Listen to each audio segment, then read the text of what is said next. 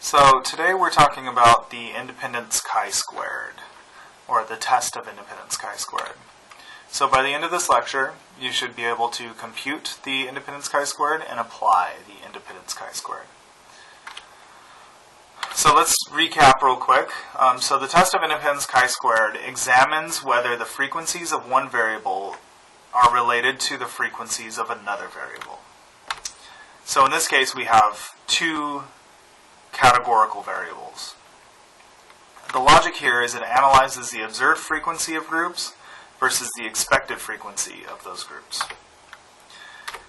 So we have 5 steps here. So we need to state the null and research hypotheses, define the critical region, compute the test statistic, compute effect size. So unlike the goodness of fit chi-squared statistic, the test of independence chi-squared has an effect size. And we need to interpret and summarize the results. And so let's have a running example. So Dr. Collins is interested in knowing whether there is a significant relationship between, and whether BIS students receive a final grade of 3.0 or above and students class year.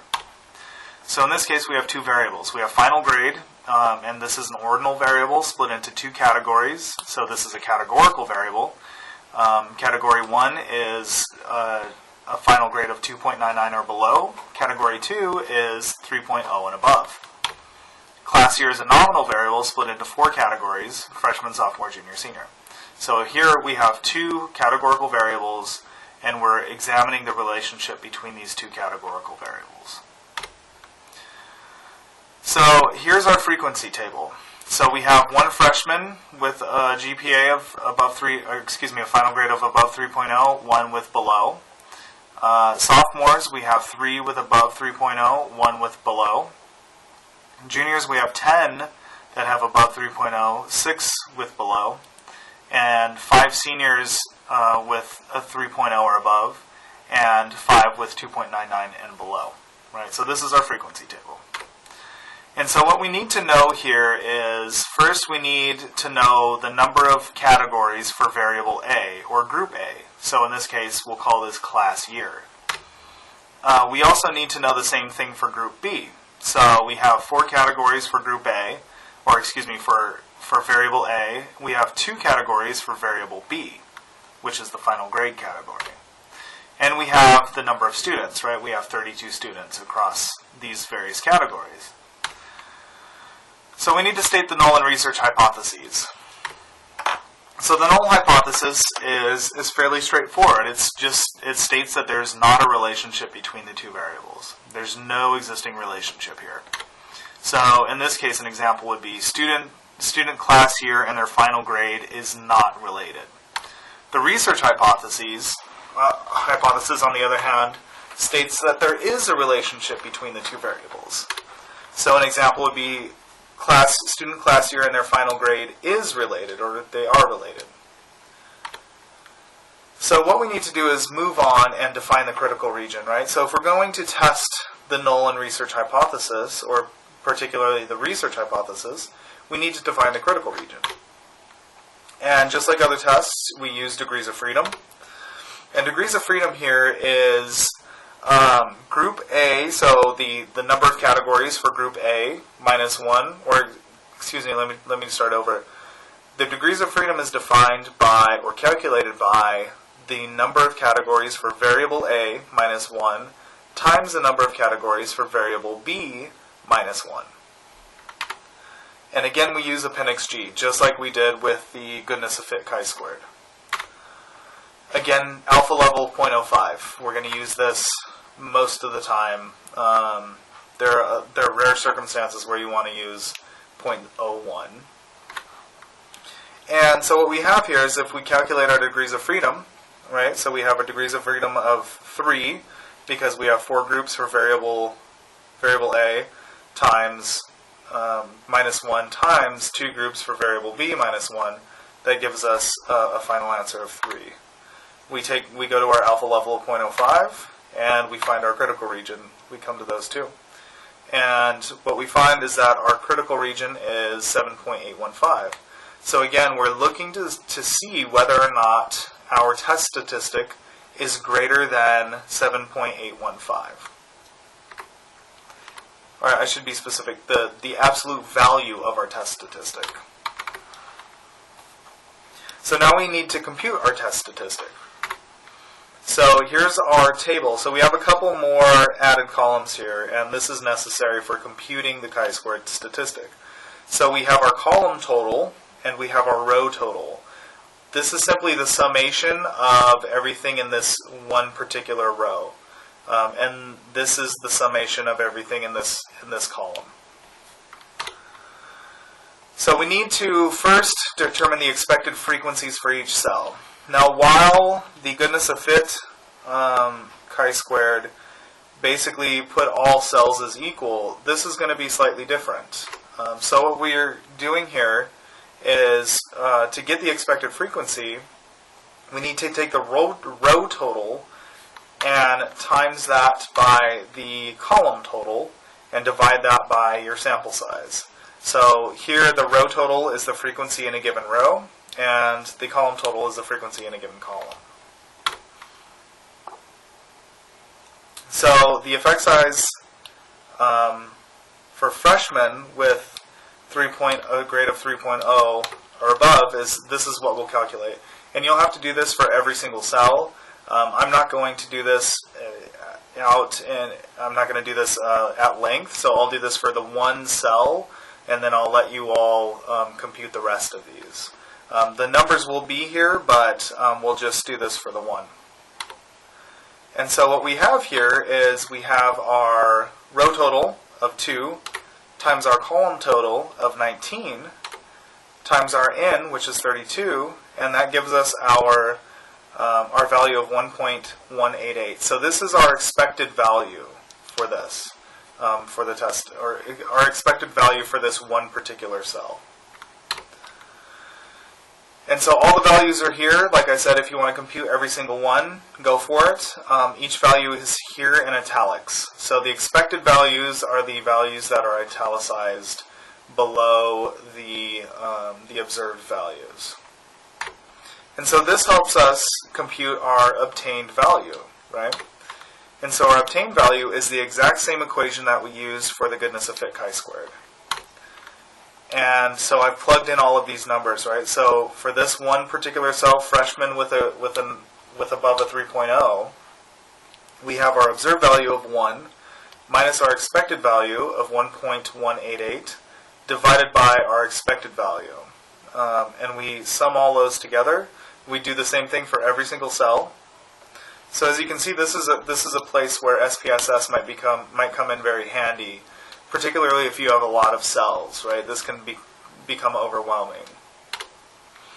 So we add all these together, and we get our chi-squared value of 0.91.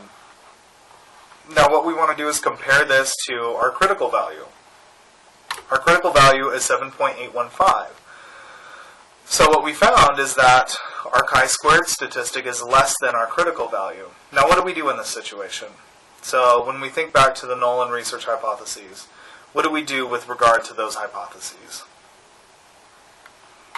Well, we reject the research hypothesis, and we do that because the test statistic is not greater than the critical value. It's less than the critical value. So it's saying that these cells are not significantly different, these two variables are not related to each other. So now we need to move forward and compute and describe the effect size. Now we have a couple decisions to make here. We can use the phi coefficient, and so we use this when both variables only have 2 categories, right? So if we're doing, say, men and women on GPA of 3.0 or above versus 2.99 and below, right? So there's 2 categories for each variable. We use the phi coefficient, and that's shown by the equation here. Now you have these numbers. This is fairly straightforward to compute, right? Where this x2 is the chi-squared statistic, and the n is the sample size. So to see the effect sizes, how they categorize small, medium, and large, look in page 483 in your book. Or we can use Kramer's fee. So we use Kramer's fee when at least one variable has 3 or more categories. And in this case, one of our variables does have 3 or more categories, so we're going to want to use Kramer's fee. So as you can see, this one's slightly different because we have this little additional degrees of freedom with a star next to it. And I'll show you what that is in a second. Actually, I'll show you what it is right now. So the degrees of freedom with a star equals the number of categories for variable A minus 1, or the number of categories for variable B minus 1, whichever is the smallest between the two. And so in our case, our second variable, our grade variable, 3.0 or above versus 2.99 and below, that's going to be the smallest. So that'll give us a degrees of freedom star of 1. So in this case, we're going to use Kramer's fee. So what we want to do is we want to take our chi-squared, we want to plug it in right here at the top, we want to take our sample size, plug it right here, and then we're going to take our degrees of freedom starred. And again, because we're using the smallest of the two groups, we have a 1 here. So what we get is an effect size of 0.169. Now again, look on your look in your book in this chapter and find the effect sizes for Kramer's fee. What this tells us, specifically for this analysis, is that the relationship between students' class status and their grade is fairly small. So there's a fairly small effect size here. So that's what this is telling us. So now we need to interpret and summarize the results. So we need to make these results presentable to the public so people can read them. So the elements we need here is the chi-squared statistic, the degrees of freedom, our sample size, our p-value, and we have one additional thing we need to add, which is the effect size. And so let's look at a sample interpretation. This is just my interpretation, right? You can do it slightly differently, but this is an example of an interpretation that would be done for this analysis. So students' final grade in their BIS 315 class was not found to be associated with their class status, with the chi-squared 3, n equals 32. So our chi-squared here equals 0.91. P-value of greater than 0.05, because we did not reject the research hypothesis, we did not reject the null hypothesis. And our phi value, our Kramer's fee, of 0.169. So as you can see, each of these elements is involved here, right? So our degrees of freedom, our sample size, our p-value, and our effect size. Everything is here. So these are the elements that you need to have in your interpretation when you summarize your results. So to end on this lecture, you should understand how to compute the chi-squared independence, and you should be able to apply the chi-squared independence test. So what I'd like to do now is show you a practice problem, and I'll give you the final answer and allow you to calculate that yourself. So you want to know whether there's a relationship between how University of Washington Bothell students commute to school and whether they have a driver's license. You have asked 95 students if they either walk, cycle, drive, or take the bus to school and place them into categories.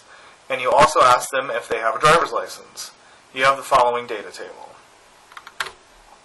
So this is your frequency table, right? So 5 people walked who had a license, 12 people cycled who had a license, 24 drove who had a license, 5 took the bus who had a license, so on and so forth, right? 20 walked who didn't have a license, 4 people drove even though they didn't have a license, right? So you get the gist here. So our final answer on this is a chi-squared of 26.139. So it's up to you to now go through each of the final steps, or each of the steps above, and calculate the chi-squared and make sure that it matches up to this. And I would also urge you to do some interpretation as well.